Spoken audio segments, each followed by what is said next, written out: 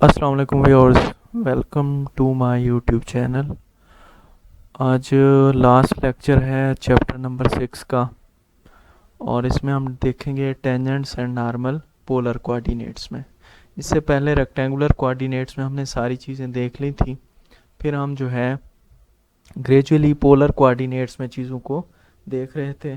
आज हमने देखने हैं टेंजेंट्स एंड नॉर्मल और इससे रिलेटेड एग्जांपल भी करेंगे। सबसे पहले हमारे पास ओके एंगल है, the angle psi and slope of the polar curve. ठीक है, the slope of a curve at a point on the curve is the slope of the tangent line to the curve at that point. यानी कि जो tangent line है उसकी जो slope होती है वही स्लोप ऑफ द कर्व होती है उस पॉइंट के ऊपर। तो अगर हम आपके पास y is equal to F X जो है ये हम लेते थे, हमारे पास एक फंक्शन था या कर्व था। ठीक है, y is equal to F of X, ये कहाँ पे हम लेते थे? रेक्टेंगुलर कोऑर्डिनेट में। अब हम क्या लेंगे? r is equal to F of theta. यानी कि जब पोलर कोऑर्डिनेट्स की बात हो तो हम r और थीटा की लैंग्वेज यूज़ करते हैं। तो यहाँ से देखते हैं कि जैसा कि हम कहते थे कि dy बाई डी एक्स, ये इसको हम क्या कहते हैं? स्लोप ऑफ द कर्व कहते थे। लेकिन अगर हम बात करते हैं पोलर कोऑर्डिनेट्स की तो D R over D theta हम नहीं कह सकते कि ये हमारे पास क्या है? स्लोप ऑफ द कर्व है। बल्कि हम इसे नीचे चल के प्रूव करते हैं कि हमारे पास जो स्लोप होगी पोलर कर्व की वो क्या होगी। अब यहाँ पे देखें कि हमने एक ग्राफ, एक कर्व लिया। ठीक है, मैं इसको हाईलाइट कर रहा हूँ। ओके, यहाँ से यहाँ तक ये हमने एक कर्व लिया हुआ है। ओके, तो ये आर हमने क्या लिया? रेडियस वेक्टर लिया, आर रेडियस वेक्टर, और ये थीटा क्या बना रहा है? एंगल बना रहा है। तो हम ग्राफ स्केच करते हैं R is equal to F of theta का। और यहाँ पे आप देख सकते हैं कि इस पॉइंट P पे P R theta point P है, इसके ऊपर हम टेंजेंट ड्रा करते हैं ए पी टी। ठीक है, ये टेंजेंट ड्रा कर दिया। अब आप देख सकते हैं कि ये थीटा एंगल है, ये एंगल अल्फा है। तो जो एंगल साई बनेगा वो किसके इक्वल होगा? Okay, psi is equal to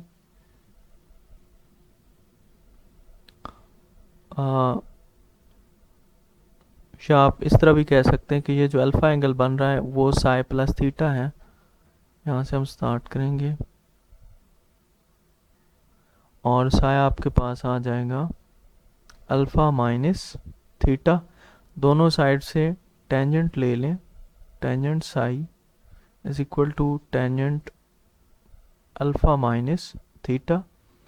अब formula tangent alpha minus beta वाला क्या था? Tangent alpha minus tangent beta over 1 plus tangent alpha tangent beta. ठीक है, ये ट्रिग्नोमेट्री में आपने पढ़े थे, ये वाला फार्मूला लगा दें। अब जैसा कि हमें पता है जो टेंजेंट अल्फा है वो स्लोप होती है।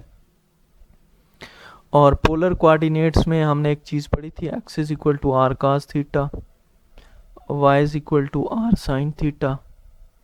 अब यहाँ से हमने टेंजेंट थीटा की जो वैल्यू निकाली थी वो थी हमारे पास वाई ओवर एक्स। अब पुट भी करें तो यही आंसर आता है। इसी तरह जो टेंजेंट अल्फा है वो स्लोप थी, वो इक्वल होता है D Y by D X के। अब ये दोनों वैल्यू टेंजेंट अल्फा और थीटा की यहाँ पे पुट करेंगे तो हमारे पास क्या बन जाएगा? ये चीज़ बन जाएगी D Y by D X minus Y over X over 1 plus D Y D X. अब क्या करना है आपने? ऊपर भी एलसीएम ले लें और नीचे भी एलसीएम ले लें। ऊपर एलसीएम आ जाएगा एक्स डी एक्स, नीचे भी आ जाएगा एक्स डी एक्स। इसको जब सॉल्व करेंगे तो इक्वेशन नंबर 1 आ जाएगी। अब जैसा कि जो मैंने उधर लिखे थे, X is equal to R cos theta, Y is equal to R sine theta. ठीक है, तो दोनों का स्केयर लेके जब हम इनको ऐड करेंगे तो हमारे पास आंसर क्या आ जाएगा? आर स्केयर, क्योंकि cos square theta plus sine square theta is equal to 1 होता है। यहाँ से आप क्या करें कि इसका ले लें डेरिवेटिव, ठीक है। तो क्या बनेगा आपके पास 2x okay dx plus 2y dy। 2 common लेके कैंसिल आउट करेंगे आप, तो आपके पास ये इक्वेशन बन जाएगी। ओके हो गया। अब जैसा कि हमने पढ़ा था कि पैरामीट्रिक इक्वेशन है x is equal to R cos theta और y is equal to R sine theta. अब इसका डेरिवेटिव लें विद रिस्पेक्ट टू थीटा। एक का डेरिवेटिव मैं आपको करके दिखाता हूँ, dx over D theta is equal to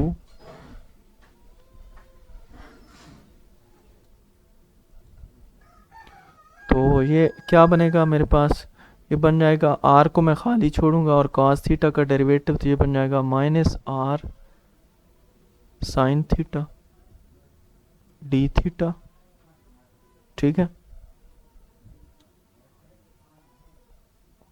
over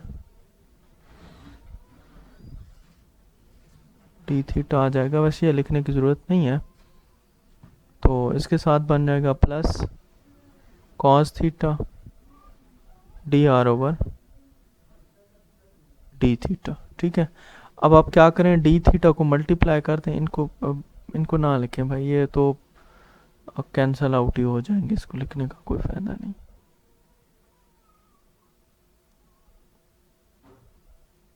तो डी एक्स किसके इक्वल आ जाएगा माइनस आर साइन थीटा, ये इसको मल्टीप्लाई करेंगे D theta plus cos theta D theta से जब इसको मल्टीप्लाई करेंगे तो ये कैंसिल हो जाएगा। तो ये हमारे पास वैल्यू किसकी आ गई, डी एक्स की आ गई। सिमिलरली हमारे पास डी वाई की वैल्यू क्या आएगी, sine theta D R plus R cos theta D theta, ठीक है। ये आप इसी तरह इसको सॉल्व कर लेंगे। तो असल चीज़ तो हमारे पास ये इक्वेशन 1 है, यहाँ पे हमने इसकी वैल्यू पुट करनी है, किसकी, X D Y minus Y D X और डी वाई की वैल्यू हमने यहाँ पे निकाल ली है। अब इसके साथ x को मल्टीप्लाई करें, बल्कि डी वाई के साथ आप x को मल्टीप्लाई करें। यहाँ पे देख लें, ये x की वैल्यू r cos थीटा, उसके आगे हमने किसकी वैल्यू लिखी है, डी वाई की। फिर क्या है, हमारे पास फिर है माइनस वाई डी एक्स, तो ये माइनस ला गया, ये y की कीमत है r साइन थीटा और dx की कीमत ये आ गई। अब ये वैल्यू जब पुट करके इसे हमने किया सॉल्व, तो हमारे पास क्या बन गया, इसको ज़रा देख लें, यहाँ पे ही देख लेते हैं इसको। तो ये जब अंदर मल्टीप्लाई करेंगे तो क्या बनेगा आपके पास, r cos theta sine theta D R plus R square cos square theta D theta minus R sine theta cos theta D R plus R square sine square theta D theta, ठीक है। तो ये cancel out हो जाएंगे भाई। तो R square cos square theta plus R square D sine square theta D theta, तो cos square theta plus sine square theta which is equal to 1, तो answer will be R square D theta, ठीक है। ये किसका answer आ गया भाई, ये X D Y minus Y D X का, ये ऊपर वाले का, और नीचे वाले का क्या है आंसर, आर डी आर। तो इन दोनों को पुट करेंगे इक्वेशन नंबर 1 के अंदर, तो हमारे पास क्या बन जाएगा, are D theta over D R, और अगर इन दोनों को नीचे ले आए तो आर ओवर डी थीटा। ये तो आंसर आ गया टेंजेंट साई का। अब इसी तरह अगर हम स्लोप निकालना चाह रहे हैं कहाँ पे, पोलर फॉर्म में, तो हमें पता है कि हमारे पास m जो है वो टेंजेंट अल्फ़ा के बराबर होता है, और टेंजेंट अल्फ़ा जो है हमने अभी अभी लिखा है कि वो किसके इक्वल होता है, D Y by D X के। तो D Y by D X की डायरेक्ट वैल्यू हमारे पास नहीं है, लेकिन हमारे पास D Y by D theta की वैल्यू भी है, D X over D theta की वैल्यू भी है। तो यहाँ से आप देख सकते हैं ये चेन रूल हमने यूज़ किया है, D Y by D theta की value R cos theta plus sine theta D R over D theta, ये अभी पीछे जो हमने निकाली है वैल्यू, जिसमें हमने सिर्फ भाई डी वाई निकाला था। अगर आप उसके नीचे थीटा जो था उसको हमने मल्टीप्लाई कर दिया था, तो जब आप मल्टीप्लाई नहीं करते तो फिर यही आंसर रहेगा। अब यहाँ पे देख लें, यहाँ से आपने क्या करना है, ऊपर आपने डिवाइड करना है, दोनों के ऊपर क्या डिवाइड करना है, इसको आर प्राइम का नाम दे रहा है भाई, ये आप समझ लें, आर प्राइम कॉस थीटा, ठीक है। तो फिर इसके ऊपर भी डिवाइड होगा,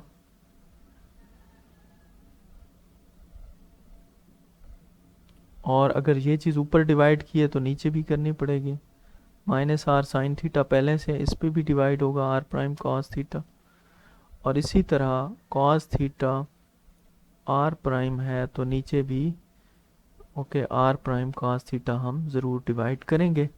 तो क्या बनेगा, ये कॉस से कॉस गया, R over R prime, plus R prime से आर प्राइम गया साइन बटा कॉस टेंजेंट थीटा।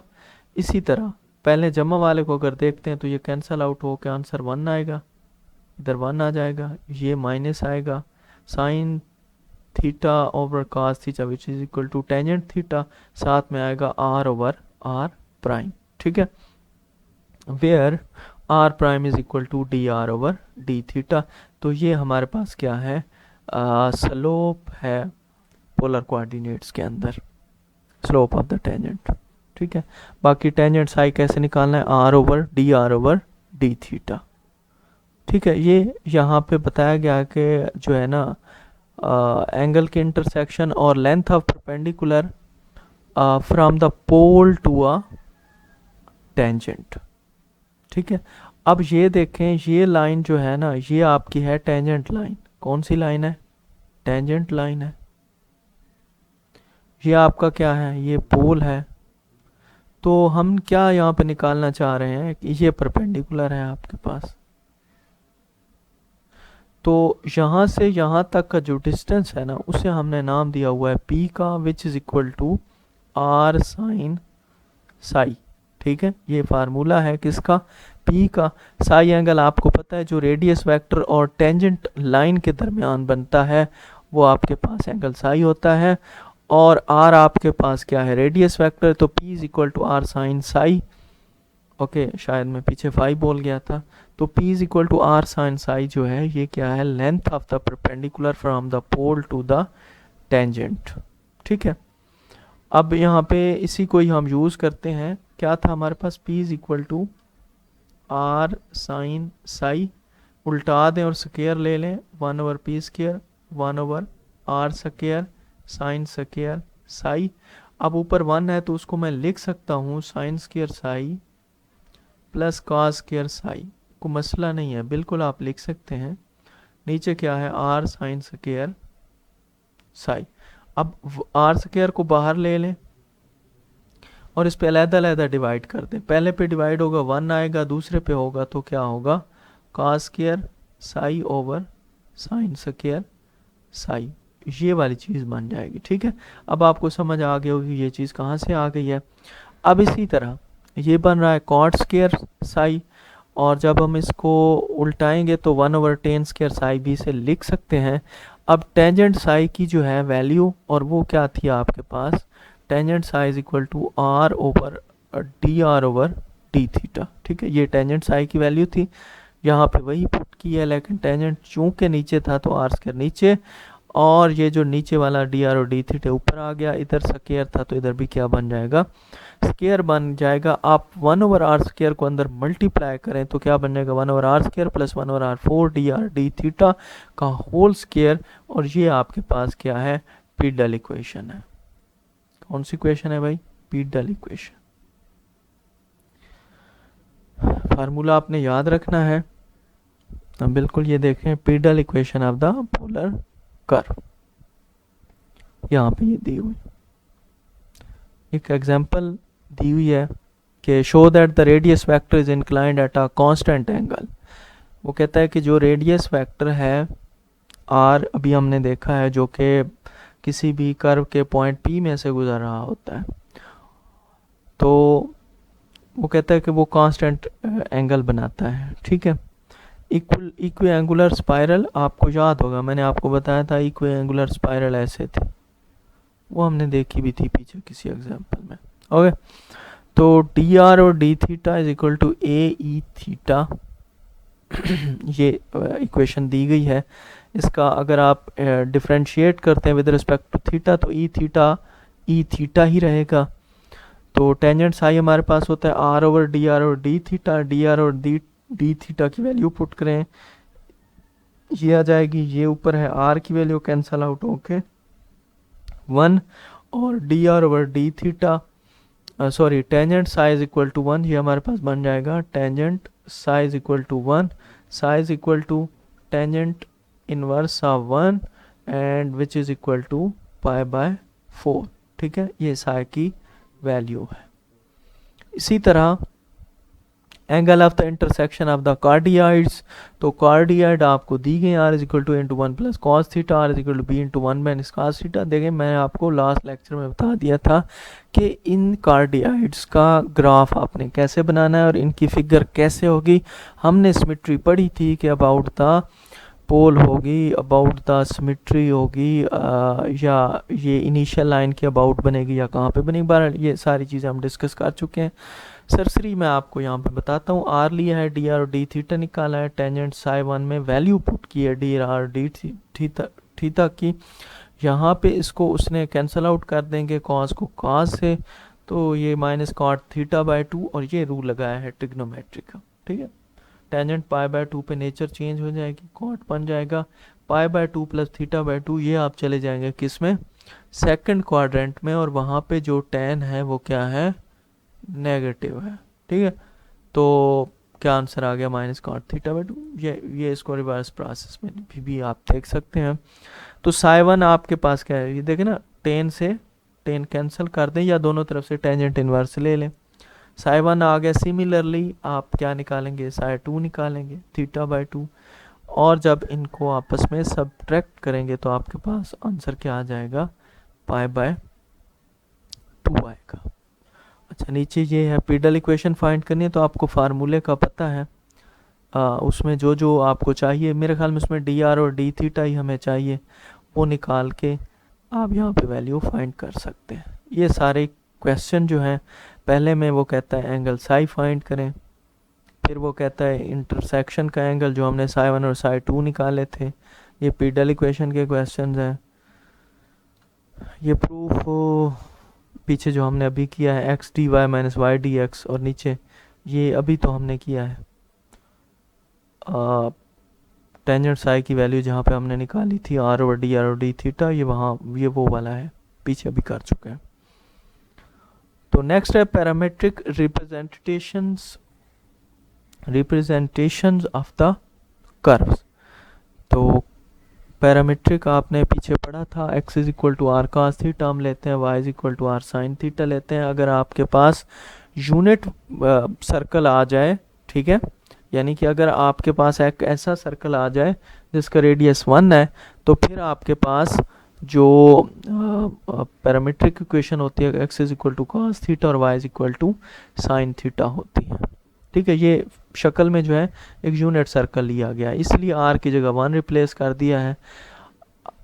अब मैं यहाँ पे डेफिनेशन पे आता हूँ, बड़ी अहम डेफिनेशन है, ये 3 डेफिनेशन है, इनका फ़र्क आपने याद रखना है। सबसे पहले हमारे पास साइक्लॉइड। ठीक, साइक्लॉइड क्या है, एक ऐसा कर्व है जो कि एक पॉइंट से एक सर्कल जो है वो ट्रैवल करता है, वो ना तो क्या होता है, मतलब स्लिप होता है ना स्लाइड होता है। ठीक है, दो चीज़ें, ना तो स्लिप होता है ना ही स्लाइड होता है। अब स्लिप का आपको पता है, स्लाइड का मतलब ही घसीटना है किसी चीज़ के ऊपर, यानी कि वो रोटेट ना करे, ठीक है, ऐसे घिसटता हुआ चला जाए। तो यहाँ पे ये क्या करेगा, जस्ट आपके पास ये रोल करेगा, ऐसे ही चलता जाएगा, लेकिन ये ना तो घिसटेगा इसके ऊपर ना ही स्लिप होगा। ठीक है, तो इस तरह जो सर्कल रास्ता बनाता है ना, वो कर्व जो है वो क्या होता है, आपके पास साइक्लॉइड होता है।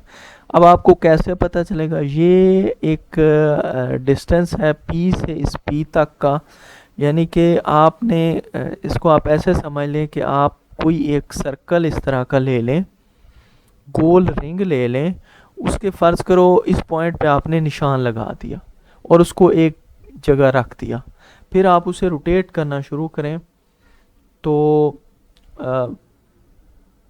थोड़ा सा आप रोटेट करेंगे तो यहाँ पे ये पॉइंट P आ जाएगा, ठीक है, फिर यहाँ पे आ जाएगा, फिर इस तरह रोटेट करता करता एक ऐसा मरहला आएगा कि वो पॉइंट फिर नीचे आ जाएगा, ठीक है। तो जब वो नीचे आ जाएगा उसे रोक लेना है, और ये आपके पास क्या है, डिस्टेंस L है, ठीक है। और वो कहता है कि जो डिस्टेंस है P से P तक का वो कितना होगा, 2 पाई A, 2 पाई A। और A क्या है जनाब, A इसका रेडियस है। और मज़े की बात आपको बताऊं, आपने फर्स्ट ईयर में एक फार्मूला पढ़ा था फिजिक्स में और मैथ में, या ठीक है।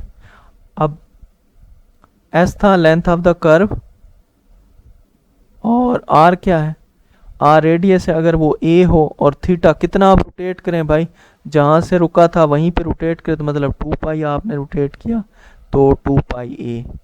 ये जो बताया जा रहा है ना कि लेंथ इसकी कितनी होगी जब P से P तक जाएगा, तो ये किसके इक्वल होगी, 2 पाई A के, where A is the radius of the circle.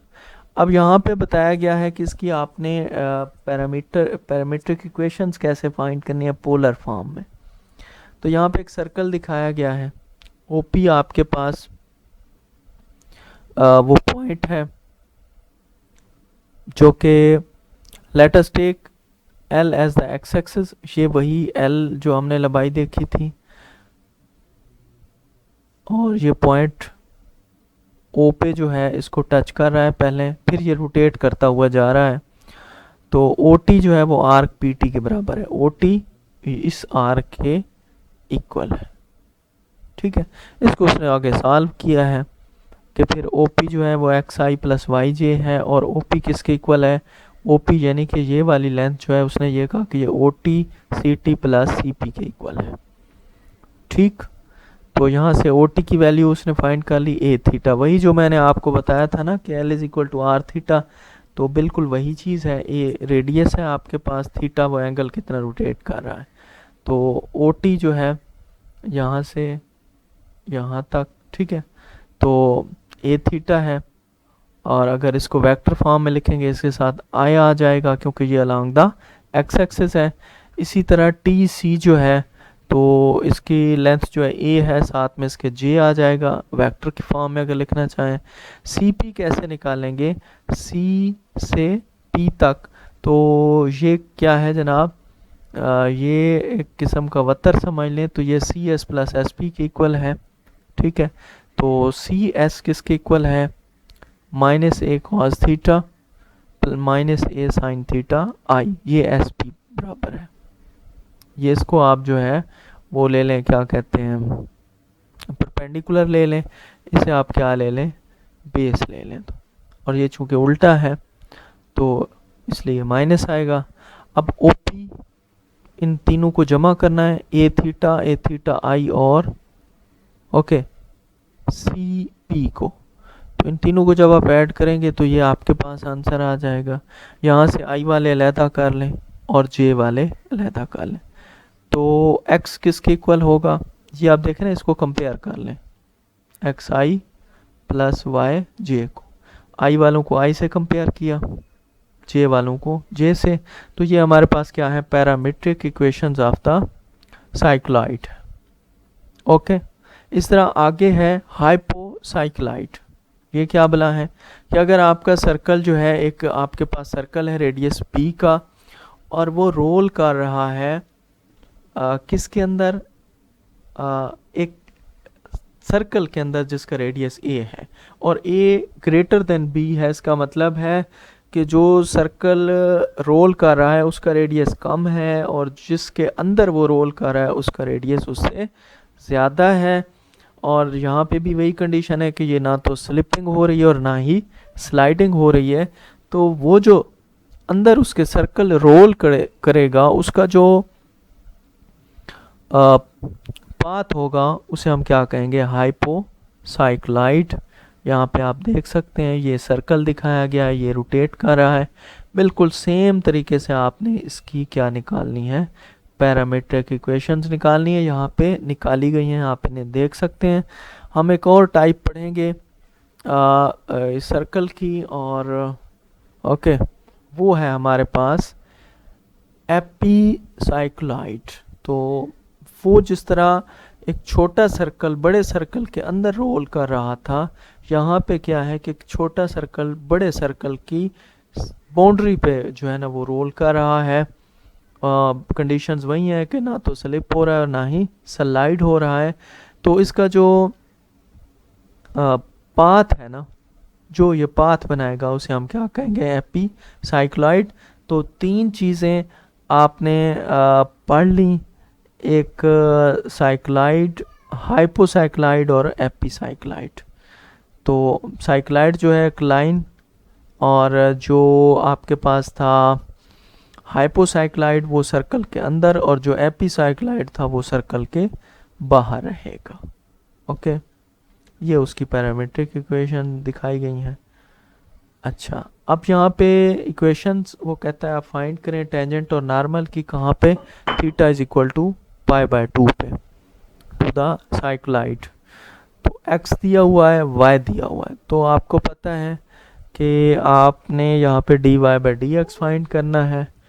तो सबसे पहले dx/d फाइंड करेंगे, क्योंकि x थीटा पे डिपेंड कर रहा है और y भी थीटा पे डिपेंड कर रहा है। वैल्यू निकाल लेंगे, इसके ऊपर हम लगाएंगे चेन रूल, तो ये हमारे पास आंसर आ जाएगा cot θ/2। अब यहाँ पे हम देख सकते हैं कि अगर थीटा आपके पास π/2 हो तो ये cot π/4 बन जाएगा और विच इज इक्वल टू 1 होता है। ठीक है, dy/dx इज इक्वल टू 1। और थीटा अगर π/2 लेते हैं तो यहाँ पे x की में भी जहाँ पे थीटा है π/2 पुट कर दें, π/2 minus sine π/2 which is equal to 1, and y is equal to a into 1 minus cos theta, cos π/2 is equal to 0, so y is equal to a यहाँ पे आ जाएगा। और आपके पास जो पॉइंट बन जाएगा उसमें ये है आपके पास वैल्यू x की, ये y की, तो ये x पॉइंट, ये y, यानी कि ये अगर pxy है। ठीक है, तो यहाँ से आपको पता चल गया कि जो आपने इक्वेशन ऑफ द टेंजेंट लिखनी होती है y is equal to y1 into m into x minus x1। अब y माइनस y1 तो a है और m आपके पास 1 है, dy/dx ऊपर हमने निकाला है भाई। और इसी तरह जो x माइनस a π/2 माइनस 1, ये x1 की वैल्यू यहाँ से आ गई। तो इसको अब जब सॉल्व करेंगे, ठीक है, तो ये आ जाएगा। बहरहाल इसको आप सॉल्व कर लीजिएगा। और नॉर्मल की इक्वेशन के लिए क्या करते हैं, नॉर्मल की इक्वेशन y माइनस y1 वैसी होगी, लेकिन स्लोप का उल्ट लेके साथ में नेगेटिव भी लगाना है। ठीक है, ये है इक्वेशन ऑफ ओके टेंजेंट, और ये किसके लिए है, फॉर नॉर्मल। तो ये हो गया। एक और एग्जांपल भी दी हुई है, बहुत अच्छी एग्जांपल है, आप इसे देखें और एक्सरसाइज को भी आपने सॉल्व करना है। तो इस तरह हमारा चैप्टर जो है वो एंड हो जाता है। इस एक्सरसाइज के बाद इंशाल्लाह अपने नेक्स्ट लेक्चर में हम डिस्कस करेंगे प्लेन कर्व्स 2 को, चैप्टर नंबर 7। मिलेंगे नेक्स्ट वीडियो में, तब तक के लिए अल्लाह हाफिज़।